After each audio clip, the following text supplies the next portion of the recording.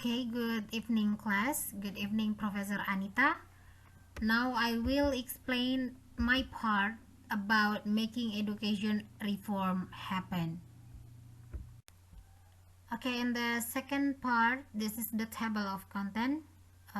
You can see this, guys.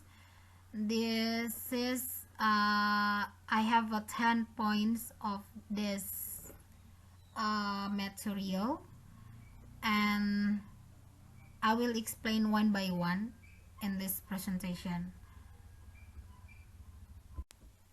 Okay, let's check the first point. Well, the first point is about why education reform is so difficult. I interesting with this opinion about knowledge is only as valuable as our capacity to act on it. It means that this statement confirms that the ability or knowledge that we have, we must apply. However, sometimes experience tell us that many ideas are stuck because they do not support the government in charge. And the government is also under pressure from the leadership at the top. So education reform has been slow. Sometimes the very influencing factor is money. Educational institutions at the elementary, junior high, high school, and even universities have become land for business. So teachers and the government are no longer focused on students. And education reform is not tricky. Even educator can have his or her thoughts, is competent in his or her field, and then is given space by the government to implement it. So the education system in mind includes curriculum, teaching methods, teacher roles, evaluation, and school status, whether it is a public school or a private school. So reform will not undoubtedly be difficult if the curriculum still seems to be oriented towards quantity over quality. So in my opinion, there is a need for an overhaul and cooperation from the government engaged in education to provide support to school principals, teachers, and also stakeholders, such as training or seminars on the latest innovation in education, such as technology or IT training, so that educational institution can be ready to face education reform in the 21st century. Well, the second point is about what successful reform requires. Successful policy implementation requires mobilizing the knowledge and experience of teachers and school leaders. In an effort to reform education, which requires a very intimate and well-organized collaboration between school principals, stakeholders, and teachers. Not only that, but also must be in relationship between knowledge and experience. And learning from the experience, a reform will be needed when a condition is already in a crisis condition, and the reform will run more easily. Okay, now there are several aspects particularly important when implementing reform. The next one about broad support. Policymakers must build good communication and mutual support between stakeholders, especially teachers, in formulating and implementing, and also building real expectation about natural reforms without being engineered. And the second one about capacity development. Successful reform might require significant investment in staff development or clustering reforms to build capacity and administration in related institutions. The third one about the right governance in the right place. Reforms need to take into account the different responsibilities of each player. Local governments may be good at identifying local needs, but they may not be the right vantage point for monitoring progress toward overall goals and objectives. But basically, they must have adequate scientific, technical, and infrastructure capacity to design and implement education policies that are consistent with national goals and objectives. Fifth point about use of performance data. To obtain, manage, and access information made easier and cheaper, education system can take advantage of the collection of better and more relevant data to track the performance of individuals and institutions locally, nationally, and internationally. Next, about self-adjusting system. Investment in change management skills is critical. Teachers need to be reassured that they will be provided with the tools or materials to develop in their field, and their motivation to improve students' performance need to be appreciated. And the last point about whole of government. Approaches could include education in a more comprehensive reform. It is worth looking at this aspect in more detail. For example, in the field of administration, facilities, and infrastructure, stakeholders, principals, and most importantly, teachers. When teachers can be formed and given understanding and renewal in all aspects needed, it can be ensured that students will grow into students with excellent quality.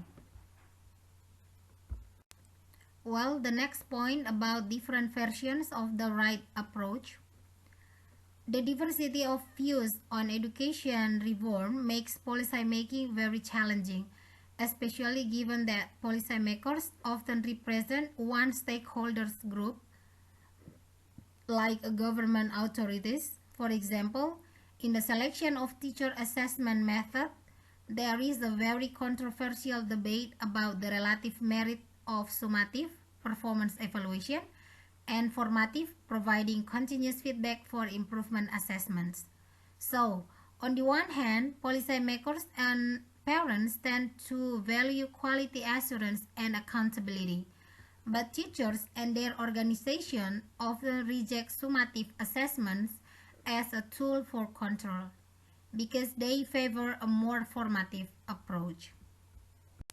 Now let's see the setting direction. Another priority is to clearly communicate a long-term vision of what is to be achieved for student learning. For example, to convince teachers of the need to reform standardized student testing, it is critical that teachers understand and support the broader goals of assessment, as well as the standard and framework that underlie assessment. Opposition to change can also signal that the public has not been adequately briefed or prepared for reform. It can also indicate a lack of social acceptance of policy innovation. And this highlights the importance of making the underlying evidence available to convince educators and society at large. Now let's talk about building a consensus. Consensus can be developed through consultation and feedback that allows consideration to be considered and thus reduce the possibility of strong opposition by some stakeholder groups.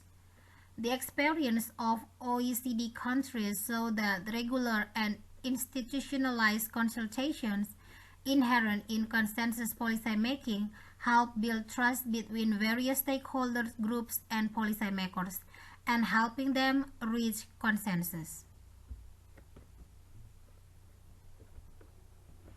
Next, about engaging teachers to help design reform. One of the main challenges for policymakers in an increasing knowledge-based society is how to maintain teacher quality and ensure that all teachers continue to engage in professional learning. Research on the characteristic of effective professional development indicates that teachers need to be involved in analyzing their own practice in light of professional standards and in analyzing their students' progress in light of standards for student learning. Engaging teachers and school leaders in their own appraisal, such as by setting objectives, self-appraisal, and preparing individual portfolio, can create a stronger sense of empowerment among teachers and school leaders and therefore ensure that the process is successfully implemented.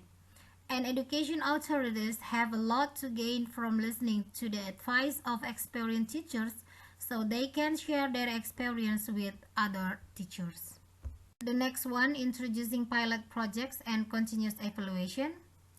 To review and evaluate reform process periodically after full implementations, teachers and school leaders are more likely to accept a policy initiative if they know that they will be able to express their concern and provide advice on making adjustment. Next, building capacity in the system. Teachers need to have time not only to reflect on their own practice, but to avail themselves of professional development activities when they are over. Teacher education for reform is also often needed to ensure that all stakeholders are equipped and prepared to assume that the new roles and responsibilities that are required of them. The next one, about timing is everything. Successful education reform often take years. Reform measures are often best introduced in a specific sequence. For example, one element, curriculum reform, may require prior reform in pre-service and in-service teacher education in order to be effective. It is also crucial that there is from the outset a clear understanding of the timing of intended, implemented, and achieved reforms. And time is also needed to learn about and understand the reform measures, build trust, and develop the necessary capacity to move on to the next stage of policy development. And the last point, about making teachers' unions part of the solution. To put the teaching profession at the heart of education reform, there must be a fruitful dialogue between governments and the teaching profession. This suggests that the mere existence of formal structures alone does not guarantee actual engagement, and perspectives sometimes vary between unions in the same country, reflecting the fact that governments may have different relations with unions representing different sectors of the workforce. Okay, thank you so much for your attention. Thank you so much for listening my presentation. And good night, everyone. Good night, class, and God bless you. Thank you.